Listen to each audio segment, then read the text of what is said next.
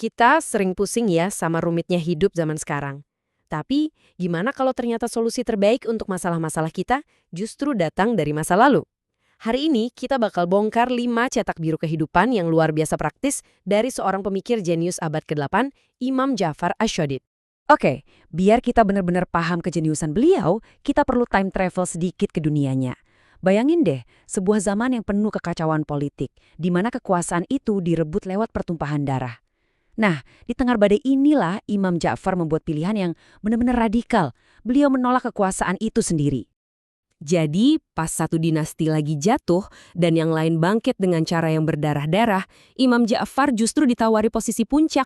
Tapi apa yang beliau lakukan? Beliau tolak mentah-mentah. Alih-alih ngejar kekuasaan yang sementara, beliau lebih memilih membangun sesuatu yang abadi, sebuah pusat ilmu yang mendidik lebih dari 4.000 orang dari seluruh penjuru dunia. Dan warisan pengetahuannya, wah, luar biasa. Beliau ini gurunya para guru, mentornya bapak kimia modern, dan menyatukan garis keturunan yang paling dihormati. Gelarnya As-Shadiq, yang artinya yang jujur, itu bukan tanpa alasan. Karena kebijaksanaannya bukan cuma teori di atas kertas, tapi benar-benar cetak biru yang sudah teruji di kehidupan nyata. Yuk kita lihat cetak biru yang pertama. Oke, cetak biru pertama ini soal menaklukkan amarah. Ini semacam masterclass tentang kecerdasan emosional ya, tentang gimana caranya menghadapi tuduhan palsu yang bisa menghancurkan reputasi kita dalam sekejap. Coba bayangin situasinya. Di tempat paling suci, Masjid Nabi, seorang peziarah kehilangan 1.000 koin emas. Itu jumlah yang gede banget, mungkin tabungan seumur hidupnya. Saking paniknya, dia langsung aja nuduh satu-satunya orang yang ada di dekatnya, tanpa dia sadar kalau yang dia hadapi itu adalah sang guru besar, Imam Ja'far. Dan respons beliau ini jenius banget. Dituduh jadi pencuri di tempat suci. Kalau kita mungkin udah ngamuk kan? Tapi beliau enggak. Sebaliknya, dengan super tenang, beliau cuma nanya, isi kantongmu yang hilang itu apa aja ya? Sebuah pertanyaan sederhana yang jadi langkah pertama buat memadamkan api konflik. Nah, ini dia cetak biru deeskalasinya. Ini strategi psikologis yang berlian. Pertama, singkirkan ego. Kedua, selesaikan masalah intinya secara finansial, gak pakai debat. Ketiga, pas kebenaran terungkap, beliau menolak uangnya dikembalikan. Kenapa? Untuk menjaga harga diri si penuduh. Dan puncaknya, beliau mengubah rasa bersalah orang itu jadi aksi positif dengan menyarankan dia untuk berdonasi. Ini benar-benar transformasi total, dari krisis jadi kebaikan. Nah, kalau cetak biru yang pertama tadi soal menyelesaikan konflik pribadi, yang kedua ini kita naik level, menyembuhkan perpecahan sosial.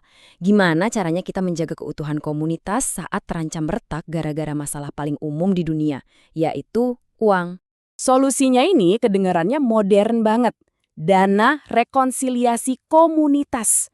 Ini bukan sekedar amal biasa loh, ini kayak dana investasi sosial yang proaktif. Tujuannya menyelesaikan sengketa finansial sebelum masalahnya meledak jadi perpecahan. Karena beliau paham, persatuan komunitas itu jauh lebih berharga daripada uang. Lihat deh bedanya. Pendekatan umum kan biasanya cuma ngasih nasihat. Sabar ya. Kalau pendekatan Imam Ja'far jauh lebih praktis. Waktu lihat dua orang berantem gara-gara sengketa 400 dirham, utusannya langsung bayarin lunas dari dana tadi. Masalah langsung selesai di akarnya. Pelajarannya apa? Persatuan itu aset yang sangat berharga, dan kadang kita perlu berinvestasi secara finansial untuk melindunginya. Cetak biru ketiga ini membawa kita ke dunia bisnis. Ini pertanyaan abadi. Di mana sih batas antara keuntungan yang cerdas dan keserakahan yang eksploitatif? Kisah ini ngasih jawaban yang tegas banget. Ceritanya dimulai dengan modal 1.000 dinar. Imam Ja'far mempercayakan uang ini ke salah satu agennya yang bernama Musadif untuk sebuah misi dagang ke Mesir. Nah, di perjalanan, Musadif nemu peluang emas. Barang dagangannya lagi langka banget di Mesir. Dia dan pedagang lain lalu bikin semacam kartel, naikin harga biar bisa untung 100%. Intinya mereka memonopoli pasar dan memanfaatkan kebutuhan mendesak masyarakat. Terus hasilnya gimana? Waktu Musadif dengan bangganya bawa pulang modal plus keuntungan besar itu, Imam Ja'far dengar gimana cara keuntungan itu didapat. Beliau menolak semua keuntungannya dan cuma ambil kembali modal awalnya. 0 dinar keuntungan dari hasil eksploitasi yang diterima. Dan ini dia pelajaran yang menohok.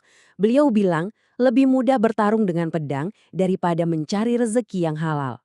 Kenapa gitu? Karena perang yang paling berat itu bukan melawan musuh di luar, tapi melawan keserakahan di dalam diri sendiri. Menolak keuntungan instan demi integritas itu butuh keberanian moral yang jauh lebih besar daripada keberanian fisik. Cetak biru keempat ini adalah ujian kepemimpinan sejati. Saat krisis besar seperti kelaparan melanda, apa yang harus dilakukan seorang pemimpin? Amankan diri sendiri atau ikut menderita bersama rakyatnya? Situasinya genting banget. Kelaparan parah melanda kota Madinah, harga pangan meroket. Sementara rakyat biasa menderita, keluarga Imam Ja'far sebetulnya ada di posisi yang sangat aman. Mereka punya lumbung pribadi yang penuh gandum, cukup untuk berbulan-bulan. Kebanyakan pemimpin pasti akan milih modal menyelamatkan diri, tapi Imam Ja'far memilih empati radikal. Perintahnya mengejutkan, jual semua persediaan gandum keluarga ke pasar.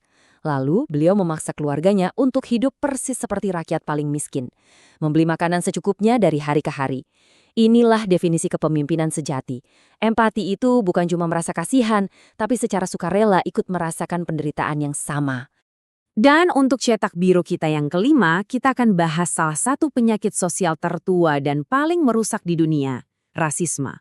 Sebuah pelajaran yang relevansinya gak akan lekang oleh waktu. Jadi, ada seorang pria yang berasal dari wilayah yang dikenal dengan penduduk berkulit lebih gelap, datang kepada sang imam. Hatinya hancur. Dia baru aja jadi korban perundungan dan hinaan rasial yang sangat menyakitkan. Dan respons Imam Ja'far ini adalah argumen yang meruntuhkan rasisme sampai ke akarnya. Beliau bilang, nilai sejatimu ada pada akalmu, kehormatanmu pada ketakwaanmu, dan kita semua setara. Beliau secara fundamental mengubah definisi nilai manusia, bukan dari sesuatu yang diwariskan seperti warna kulit, tapi dari sesuatu yang kita bangun sendiri, yaitu kecerdasan dan karakter. Intinya adalah pergeseran total, dari apa dirimu saat lahir, menjadi siapa dirimu berdasarkan pilihanmu.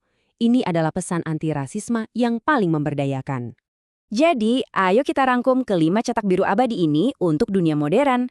Pertama, balas tuduhan dengan kemurahan hati, bukan amarah. Kedua, investasikan sumber daya nyata untuk menjaga kerukunan. Ketiga, tolak keuntungan dari hasil eksploitasi. Keempat, pemimpin sejati itu berbagi kesulitan, bukan bersembunyi di balik hak istimewa. Dan kelima, nilai orang dari akal dan karakternya, bukan dari warna kulitnya. Nah, ini membawa kita ke sebuah pertanyaan terakhir untuk direnungkan. Dari kelima resep kuno untuk kehidupan yang lebih baik ini, menurut Anda, mana sih yang paling mendesak kita butuhkan untuk menyembuhkan luka-luka di dunia modern kita saat ini?